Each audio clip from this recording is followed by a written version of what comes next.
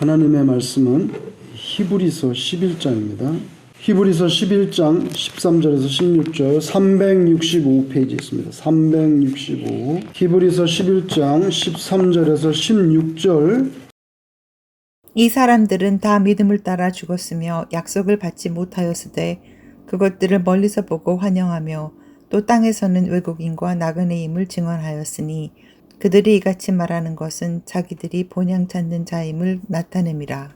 그들이 나온 바 본향을 생각하였더라면 돌아갈 기회가 있었으려니와 그들이 이제는 더 나은 본향을 사모하니 곧 하늘에 있는 것이라. 이러므로 하나님이 그들의 하나님이라 일컬음 받으심을 부끄러워하지 아니하시고 그들을 위하여 한 성을 예배하셨느니라. 아멘. 기독교 신앙이 무엇인가 이렇게 질문한다면 너무 거창하고 또 막연한 질문처럼 들리겠는데요.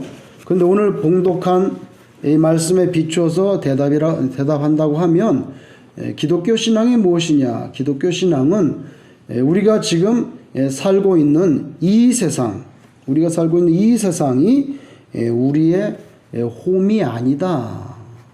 우리의 집이 아니라는 거죠. 그걸 깨닫는 것, 그게 우리가 말하는 기독교 신앙이 아니겠는가. 그죠? This world is not our home. 간단한 진술이지만 우리가 이 땅에서 영원히 살지 않는다. 베드로 사도께서 편지하실 때 1장 1절에서 베드로는 자신의 편지 서문 인사말에서 성도들을 가리켜 뭐라고 말하냐면 각지에 흩어진 나그네다. 그렇게 그런 표현을 썼어요. 나그네라고. 오늘 저와 여러분이 교독한 이 13절 말씀에도 보면요. 히브리서를 쓰신 이 저자께서 이제 그 앞에 11장 초반부에 거기에 이제 본보기로 예를 들었던 신앙의 인물들이 나오는데 아벨이라든지 에녹, 또 노아, 아브라함 이런 분들의 믿음에 대해서 언급했거든요. 근데 이런 분들이 이 땅에 살 때는 외국인과 나그네들로 살았다는 거예요. 외국인과 나그네들로 살았던 거예요. 우리로 따지면 이민자의 삶을 살았던 거죠. 그래서 영어 성경에도 여기 외국인과 나그네, 영어 성경에 aliens and strangers 그렇게 되어 있어요. 히브리서 기자는 자신이 예로 들어 나열한 신앙의 선조들이 다 믿음을 따라 죽었는데 약속을 받지 못했다. 그들은 멀리서 보고 환영하며 살았다. 이렇게 말씀하셨는데요. 이건 무슨 뜻이냐면은 이 위대한 신앙인들이 정작 이 땅에 사는 동안에는요. 하나님께로부터 받은 그 약속의 실현을 보지 못한 채 육신의 죽음을 맞았다는 거죠. 예를 들면 아브라함 같은 경우 보면 뭐 하늘에 밤에 불러내가지고 하늘을 봐라. 별이 많지? 저 별들처럼 네 후손을 주겠다. 계속 그렇게 말씀하시는데 100살 때까지 신하들이 하나도 없고 자식이 하나도 없었잖아요. 얼굴 바다의 모래알처럼 동서남북을 봐라. 이 땅을 다 줄게 말씀을 하셨어요.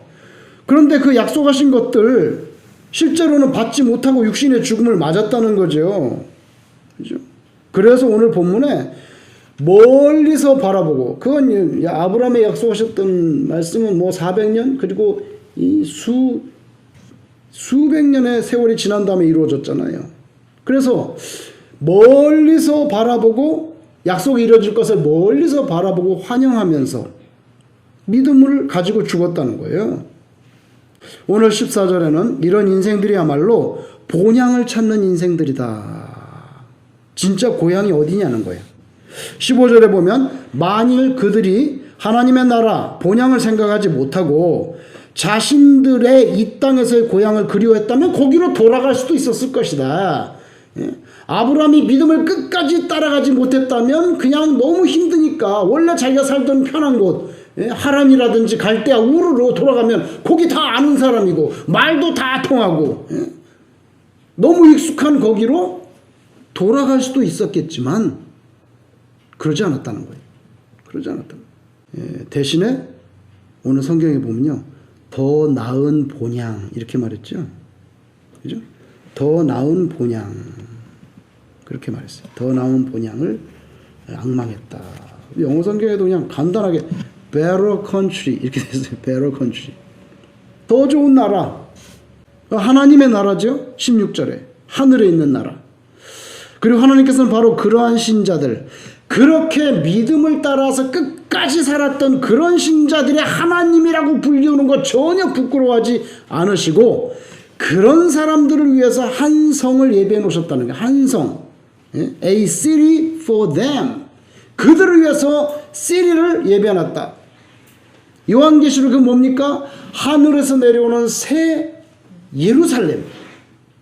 사람의 손으로 짓지 않은 새 예루살렘, 하나님의 나라죠. 그걸 준비해 놓으셨다는 거예요. 여러분, 오늘날 많은 그리스도인들이 예수님을 믿는다 하면서도 믿을 때 이 땅에서 삶이 고단할 때가 많잖아요. 그래서 생활의 절실한 필요라든지 뭐 이런 인간적인 소망이 있잖아요. 기대가 있고, 그런 거 하나님한테 기도하는데 즉각적으로 충족이 안 돼. 그럼 거기에서 오는 좌절감이 있어요.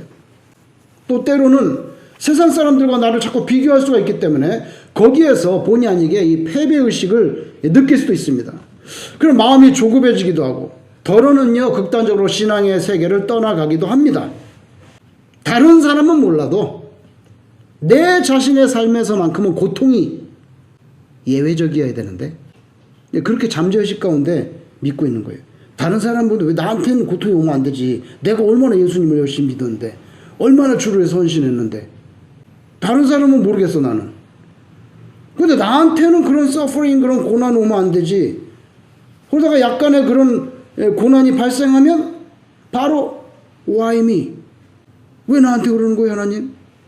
그 질문이 터져 나오는 거예요. 믿음의 세계에 온전하게 세워지지 못할 때 의심하게 되는 거죠.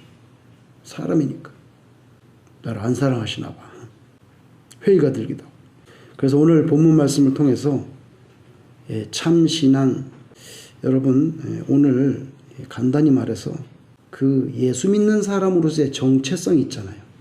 정체성. 세상 사람이 아니에요.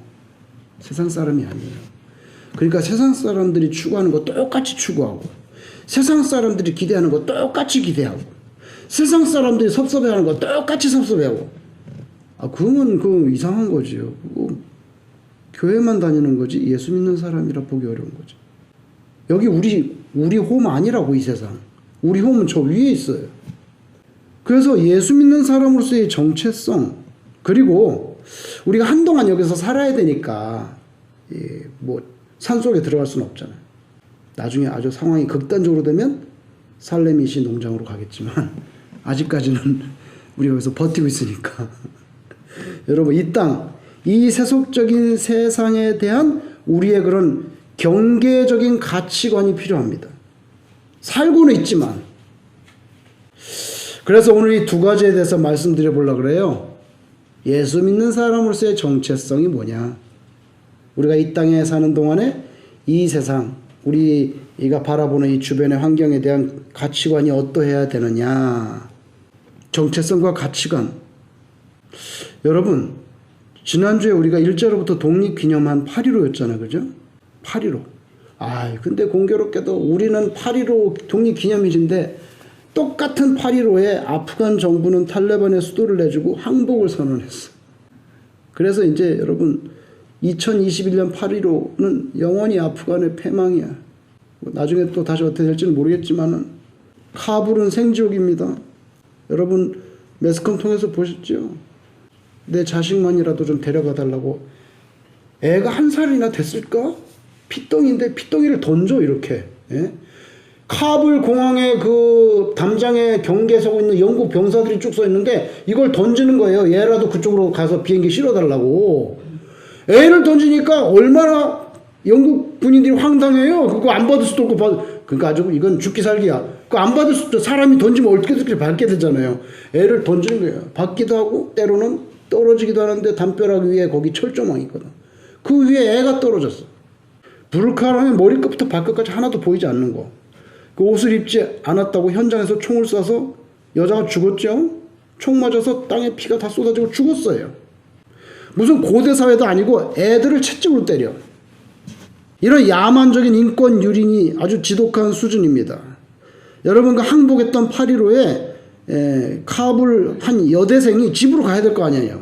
집으로 가야 될 택시를 타려고 하는데 이 택시 운전사가 쓰질 않는 거예요. 왜 그런지 아세요? 여자를 태웠다는 이유로 여자 태우고 가다가 탈레반이 총 들고 있다가 여자 태우고 가면 택시 운전사도 죽을 수 있어요. 지금 여자는 아예 나오지도 안 되니까. 그래서 택시가 서질 않는다는 거예요. 평상시에 서던 택시들이 택시 태우고 가다가 탈레반이 총 들고 있다가 이렇게 지나가는데 여자 태우고 가면 그냥 총 난사해버리면 죽는 거 아니에요? 다음날 카불 공항에 여러분 아프간에서 탈출하려는 수많은 인파들이 모여들었죠. 여러분 그 혹시 보셨나요? 동영상. 공항이 마비돼 버렸어요. 겨우 미 군용 수송기 C-17이라고 그냥 어마어마하게 한 큰 그 수송기죠. 사람이 거기 수백 명 꽉꽉 그냥 이렇게 촘촘히 앉으면 수백 명 탈 수 있는 그런 어마어마한 비행기가 겨우 이륙하려고 하는데 활주로를 비행기가 막 나가는데 여러분 보셨어요? 그 거대한 군용기 날개가 얼마나 큰지 날개 밑에 바퀴가 있는데 바퀴를 덮고 있는 덮개가 있어요. 덮개. 바퀴 덮개 위에 한 10명이 붙어가지고 같이 비행기랑 가는 거예요. 날아가는 거예요. 말이 됩니까 그게? 그게 말이 돼요? 그 비행기가 싹 뜨니까 벌써 다 떨어졌어. 한 10명 이상 타는 데고 다 떨어져 3명 나왔어요. 비행기가 하늘로 쫙 올라가는데 사람들이 다 지켜보고 나도 저걸 타야 되는데 못 탔네. 근데 세상에 거기서 파리똥같이 점 2개가 뚝 떨어졌죠. 3명 남았는데 2명 거기서 떨어진 거예요.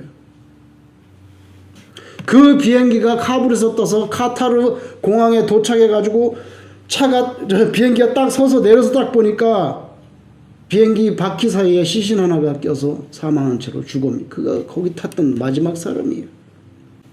여러분 생지옥입니다. 미군의 최신 장비로 무장했다고 하는데 어떻게 그렇게 금방 그렇게 항복할 수 있었을까요?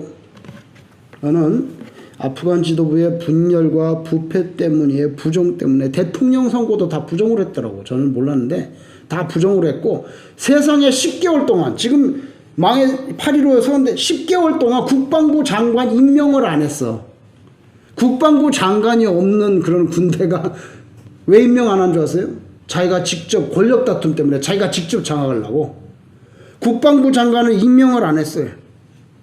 아프간 정부가 30만 명이라고 정부 서류상 군대가 30만 명이라는데 진짜는 6만 명 정도밖에 안 된대. 그럼 나머지는 뭔데? 다 이름만 올려놓고 봉급 타기 위해서 이름만 올려놓은 사람이라는 거예요.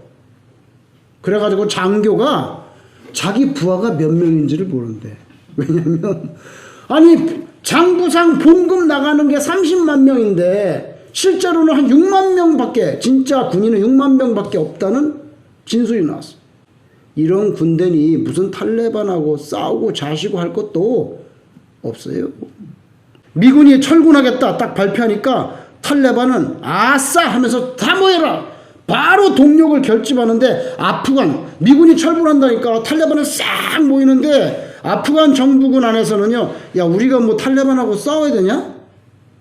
내가 이 정부를 위해서 목숨을 걸 만큼 내가 목숨을 걸고 싸워야 되냐고 이 정부를 위해서. 여러분 이거 정체성의 문제잖아요. 정체성. 그냥 미군이 지키게 이때까지는 그냥 이름만 올려놓고 막 전부 봉급만 타가다가 미군이 빠져나간다고 하니까 우리 전쟁을 해야 돼? 그러면서 길거리에 앉아가지고 망고 주스를 까서 먹으면서 아이스크림을 막 먹으면서 야 그래도 탈레반은 다 우리 같은 민족이잖아. 제가 볼 때 까딱하다 남북한도 그 꼴되게 생겼어요. 우리가 남이가 뭐 이딴 식으로 아니 카불이 넘어가는데 앉아가지고 망고 주스 까먹으면서 기자가 옆에서 보고 쓴 거예요. 아이스크림 까먹으면서. 그래도 걔네 우리 같은 동포잖아. 아이고 참 이거 정체성의 문제예요. 그죠? 아프간이라고 하는 조국을 지켜야 한다는 개념조차 서 있지가 않아요. 그러니까 정체성이 없어. 우리가 크리스천이잖아요. 우리에게는 영원한 하나님의 나라가 있죠. 우리는 하나님의 나라고 하나님의 자녀고 하나님의 백성이다. 이 정체성. 그 우리가 돌아가야 될 진짜 고향은 하나님의 나라지. 예수님을 구주로 믿고 그리스도의 제자로 살아야지. 이 땅에서 마귀의 권세와 싸워야지. 십자가 군병으로서 우리는 부름받은 정체성이 있지. 이게 분명하지 않으면요, 조금만 어려운 일이 오거나, 아예 내가 뭐 교회 다니고 신앙생활 하는데 막 세상적으로 손해가 좀 있는 것 같아. 이런 인간적인 얄팍한 생각이 들면 신앙의 세계에서 도망치게 된다는 거예요. 오늘 히브리서 11장에 아브라함은 그런 식으로 살지 않았다는 거예요. 그런 식으로 살지 않았다는 거예요. 마음먹으면 돌아갈 수도 있었을 것이다. 그러나 더 나은 본향, 베러 컨트리를 멀리서 바라보면서 믿음을 따라 죽었다는 거예요. 이 영적인 정체성이 확고하게 서 있지 못하다고 하면 하나님의 도성, 하나님의 나라에 대한 애착, 그것에 대한 충성, 하나님의 나라와 의를 먼저 구하라, 뭐 그런 신자의 삶을 일구어낼 수 없는 거지요. 여러분, 아프간이 생지옥이라고 하지만 과거 성경에 기록된 유다 왕국의 멸망 장면 만만치 않아요. 유다 왕국의 마지막 왕 누굽니까? 시드기야. 시드기야 보는 앞에서 바벨론은요, 그 자식들, 왕자잖아요. 왕자들을 왕 보는 앞에서 죽였어요. 아버지가 자기 아들이 죽어가는 걸 눈을 번히 뜨고 살해당하는 장면을 끝까지 지켜봐야 됐고, 그 살육의 장면이 끝나자마자 이번에는 시드기야의 눈을 도려냈어요. 아프간 사태보다 더하면 더했지. 열왕기하 25장 6절 7절에 그들이 왕을 사로잡아 그를 림나에 있는 바벨론 왕에게로 끌고 가매 그들이 그를 신문하니라. 시드기야를 끌어다 놓고 신문하는 거예요. 그들이 시드기야의 아들들을 그의 눈앞에서 죽이고 시드기야의 두 눈을 빼고, 이렇게 나오죠. 여러분, 살아있는 사람이 눈알을 뺀다고 생각해 보세요. 노사슬로 그를 결박하여 바벨론으로 끌고 갔더라. 하나님의 백성으로서의 정체성, 헌신짝처럼 버렸던 그들 가운데 하나님의 징계의 막대기로 등장한 바벨론 군대가 온갖 잔인한 폭력을 자행하면서 예루살렘 불지르고 점령했잖아요. 카불을 그냥 탈레반이 싸우지도 않고 들어오듯이.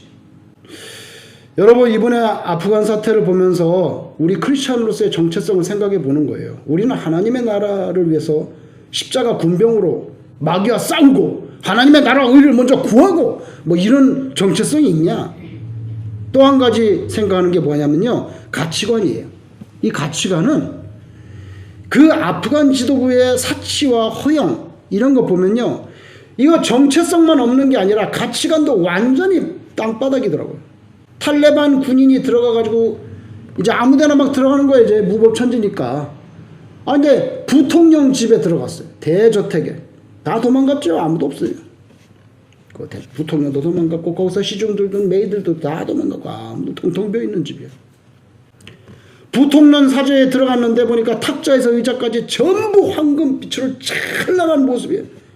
성인 수십 명이 들어가고도 남을 널따란 거실에 바닥에는 붉은색 카펫이 쫙 깔렸는데요, 번쩍거리는 황금빛 탁자에 화려한 장식이 돋보이는 각종 집기들과, 이거 뭐 전부 황금색이야. 그걸 탈레반 애들이 찍어가지고 SNS에 올렸어요. 왜 올린 줄 아세요? 그거 왜 올리겠어요? 그거를 왜 올렸다고 생각하세요, 여러분? 그 화려한 거를. 탈레반들이 우리는 너희들하고 싸우는 게 아니야, 이렇게 부패한 정권과 싸운다는 식으로 구도를 몰아가기 위해서 그걸 올리는 거예요. 그러니까 우리한테 반항하지 마라, 우린 정의의 사도야, 그런 구도를 만들어버리는 거예요. 이렇게 일반 백성들 그걸 SNS 다 보잖아요. 이야, 여러분, 나라를 살리고 국민의 생존을 위해서 모든 것을 집중해야 될, 그러면 막 그냥 그렇게 막 금색으로 막 쳐발라고 그러지 말고 딱딱한 의자 갖다 놓고, 나무 그냥 책상 갖다 놓고 거기서 막 피 쏟듯이 연구하고 회의하면서 나라를 재건하고 막 이래야 되는데, 관리들이 쓸데없는 치장과 사치와 허영심으로 가득 차 있었던 그런 단면의 발로가 아닙니까 이게. 이번에 대통령 바로 도망쳤죠. 바로 도망쳤어요. 그 전직 대통령 때 이런 일이 있었습니다. 그 전직 대통령 때 그 형이 미국에서 식당을 하고 있었어요. 조그만 식당을 하고 있었는데 본국에서 자기 동생이 대통령이 된 거야. 이걸 또 축하하러 안 갈 수 없잖아 또. 바로 미국에서 아프간으로 날아가자마자 시멘트 공장, 부동산 개발 책임자, 은행 총재, 조그만 식당 하는 사람이 갑자기 그냥 자기 동생이 대통령이 되니까 거부로 다시 태어났어. 이런 식이니까 나라가 어떻게 제대로 되겠습니까? 미국이 아프간 재건을 위해서 2001년부터 지금까지 쏟아 부은 돈이 1440억 달러래.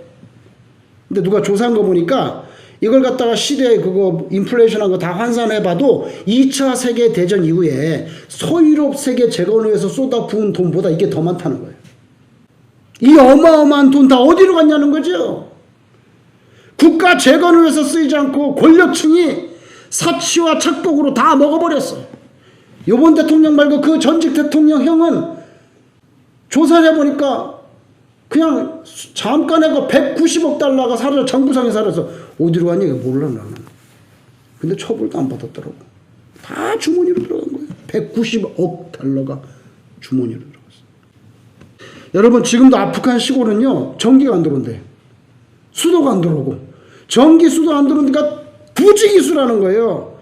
탈레반에게 그렇게 순식간에 점령당한 것도 대부분의 이 아프간 사람들이 내가 왜 정부를 위해서 목숨을 내걸고 싸워야 되는데? 아프간 정부를 위해서 싸울 가치가 있느냐? 이 질문에 딱 직면한 다음에 아프간들이 대부분 아니요. 이렇게 된 거예요. 고립되고 탄약도 없는 시골 기지에 이 땡볕 아래 전기도 안 들어오고 물도 안 나오는데 거기에 총 한 자루 메고 털털하게 서가지고는 내가 왜 아방궁같이 화려한 사치와 부패 양탄자 앉아서 그 앉았고 편안히 앉아서 살던 그 사람들이어서 내가 왜 목숨을 내놔야 되는데? 그 총 다 버리고 다 도망간 거야. 민간인 옷을 다 갈아입고. 내가 왜 목숨을 내놔야 되는데? 내 시골에서 물도 찬물도 한 잔 못 마시는데. 여러분 유다 왕국이 바벨론에 패망할 때까지 유다 정권층의 방탕과 부패와 부정과 횡포와 학대와 사치가 어느 정도였느냐 그러면 유다는 그걸 알 수 있는 방법이 있어요. 그걸 갖다가 신랄하게 비판하는 사람 누구냐면 예언자들이에요. 제사장들은 절대 비판하지 않아요. 제사장들은 이렇게 백성들의 마음을 묶어가지고 회개하고 이렇게 하는 사람들인데 예언자들은 그 제야 세력들이잖아요. 정치적으로 밖에서 그냥 중앙집권이어서 그냥 막 쏟아붓잖아요. 그 예언자들의 입에서 나온 말씀을 보면은 유다는 수준이 어떤지를 알 수가 있는데 제가 예를 들어 볼게요. 여러분이 그 잘 아시는 이사야를 보죠. 이사야 3장 14절 15절에 이사야 이렇게 말합니다. 여호와께서 자기 백성의 장로들과 고관들을 신문하러 오신다. 넌 죽었다 이제 이 뜻이에요. 신문하러 오시리니 포도원을 삼킨 자는 너희이며 남의 포도원 막 강제로 뺏었다는 거죠. 나봇의 포도원 뺏었죠. 그럼 정권층이 다 해먹는다 이거예요. 그죠? 포도원을 삼킨 자는 너희이며 그 다음 보세요. 가난한 자에게서 탈취한 물건이 너희의 집에 있도다. 어찌하여 너희가 내 백성을 짓밟으며 가난한 자의 얼굴에 맷돌질하느냐. 이렇게 와 얼굴에다가 맷돌 부벼버렸다는 거예요. 이사야 5장 8절 재미난 구절이다. 가옥에 가옥을 이으며 전토에 전토를 더하여 빈틈이 없도록 하고 부동산 투기 땅 투기 해가지고 계속 재산을 불리는데 집에다 집을 붙이고 그 중간에 틈도 없이 계속 붙인다는 거예요. 땅에 땅을 붙이고 그 위에 있는 분들이 그렇게 다 해먹고 앉아 있다는 것을 이사야가 질책하는 거예요. 이게 예언자예요. 이게 예언자예요. 그 다음에 또 뭐라는 줄 아세요? 이사야 5장 8절 계속해서 이 땅 가운데서 홀로 거주하려 하는 자들은 화 있을진저. 화 있을진저. 공동번역에는 이 망할 것들아 이런 식으로 번역했어요. 그렇게 리얼하게. 근데 이건 점잖게 화 있을진저.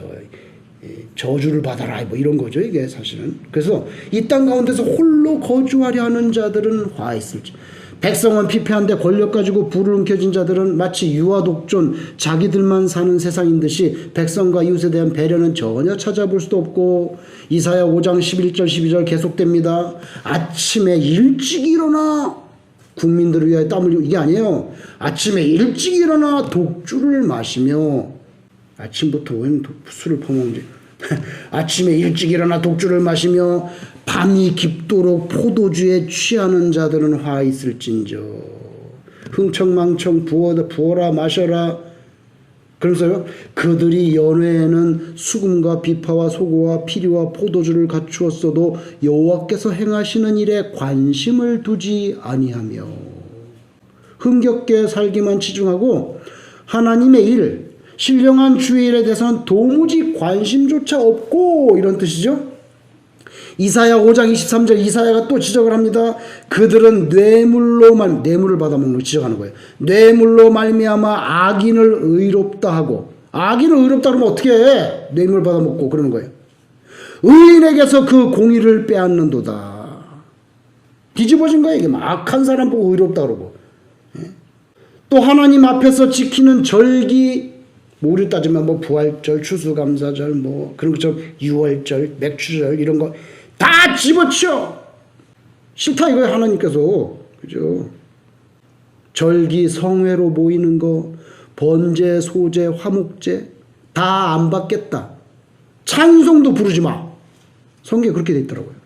얼마나 화가 나셨는지 그렇게 말씀하시다가 아모스 5장 24절 오직 공법을 물같이 정의를 하수같이 흘릴지로다. 그게 내가 바라는 거예요. 예배만 드리면 대수냐? 성회로 모이고 뭐 번제, 소제, 화목제 다 그만둬. 위에는 다 썩어가지고 부패하고 부정하고 자기네끼리 다 해먹고 밑에 백성들은 죽어가는데 그래서 오직 공법을 물같이 정의를 하수같이 흘릴지 내가 바라는 거 그거니까 그거나 좀 하지. 이 뜻입니다. 하나님의 탄식이 아모스 선지의 입을 통해서 막 쏟아져 나온 거예요. 아침부터 그냥 일어났고 독주 뭐 저녁 때까지 포도주 먹고 잔치하고 그냥 그리고 하나님의 일에 관심도 없고 인간으로 하여금 여러분 결코 의미 있는 삶으로 유도되지 못하도록 이끄는 것 중에 으뜸이 제가 볼 때는 사치와 허영심이에요. 간단히 말해서 이게 망할 가치관이죠. 망할 가치관이 아프간에 그렇게 금색으로 다 입혀놓고 그 양탄자에서 뭘 했는지. 여러분 한국에 이런 풍경이 있습니다. 한번 들어보세요. 백화점 이제 아침에 개장하려고 그러는데 백화점 개장 전부터 건물 밖에서 줄을 서서 길게 줄 서가지고 겨우 100번대 대기번호를 받습니다. 스마트폰을 딱 꺼내가지고 내가 받은 대기번호를 딱딱딱 입력해. 그것도 몇 시간을 기다려. 그러면은 입장하라는 백화점 측의 안내 톡이 탁 떠. 입장하세요. 그럼 톡이 탁 뜨면 10분 내로 바로 쏜살같이 달려가야 돼. 어디 졸고 앉아있다든지 뭐 카페에서 뭐 히닥거리다가 10분 지나 그러면 번호표 다시 받으세요. 다음 손님 들어왔어요. 10분 내에 도착해. 안 그러면 다시 처음부터 대기해. 뭡니까? 바로 샤넬 핸드백 사려는 행렬이라고 그래요. 한국에서 샤넬 클래식 전 잘 모르겠지만 라지 사이즈라고 하는데 라지 사이즈 백이 1,050만 원이랍니다 지금. 근데 놀랍게도 작년부터 이 코로나 판에 샤넬이요 돈을 몇 번이나 올렸어. 이 샤넬 그래서 이 코로나 사태 때 그렇게 돈을 자꾸 올리면 어떡하냐고 그랬더니 샤넬 본사에서 회사를 하는데 그럼 한국 니네들은 사지 마. 이게 회의 참석했던 사람 증언이야. 그럼 니네는 사지 마. 안 사면 될 거 아니야. 와. 그렇게 코로나 사태에도 몇 번을 올렸는데요. 매장에서요. 백이 없어서 못 판답니다. 지금도 없어서 못 판대요. 여러분 전 세계에서 샤넬이 걷어들이는 돈 1년에 걷어들이는 돈 반 정도가 어디서 나오냐면 중국하고 한국이래요. 중국하고 한국에서 매출액이 샤넬 1년 매출의 반이랍니다. 나는 걸쳐보지도 못하고 입어보지도 못하고 매보지도 못한 명품을 나보다 후지게 보이는 저런 사람이 메고 다니는데 나는 못 메고. 그런 상실감 속에 빠진다 그래요. 아이고 참, 마치 빌렸다가 잃어버린 가짜 목걸이를 진짜 비싼 진품 목걸이인 줄 알고 평생을 그 돈 빚 갚는다고. 여러분 아시죠? 그 인생을 낭비했던 모파상의 진주 목걸이 소설하고 똑같아. 참 신앙인이라면 이런 모습에서는 벗어나야 된다.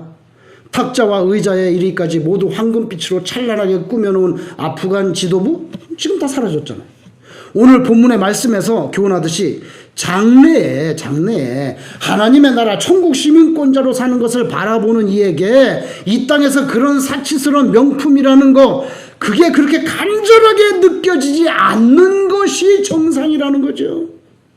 성경에 기록된 신앙의 선조들 가운데 어떤 사람이 하나님의 백성으로서의 그 고결한 영적인 정체성을 그렇게 후딱 내팽개친 사람이 있었나요? 예? 누가 제대로 된 하나님의 자녀들 중에 솜사탕같이 허무하고 영양가 없는 사치와 허영을 쫓아가지고 인생을 줄다름 쳤던 사람이 성경에 있느냔 말이에요. 심지어 유례 없이 화려한 환경 속에서 살았던 솔로몬조차도 죽을 때는 헛되고 헛되니 모든 것이 헛되다고 세속적인 가치에 몰입했던 자기 인생의 마지막 출구의 결론을 그렇게 찍었잖아요. 그렇게 찍었잖아요.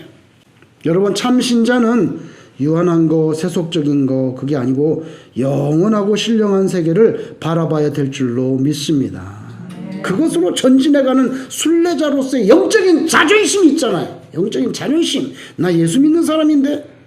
이해는 당연 내세를 갈망하는 종말론적인 신앙의 색채가 가장 도드라진 으뜸이 될 겁니다. 그게 없으면 안 되는 거죠. 오늘 본문에 멀리서 환영하며 믿음을 따라 죽었다고 그랬잖아요.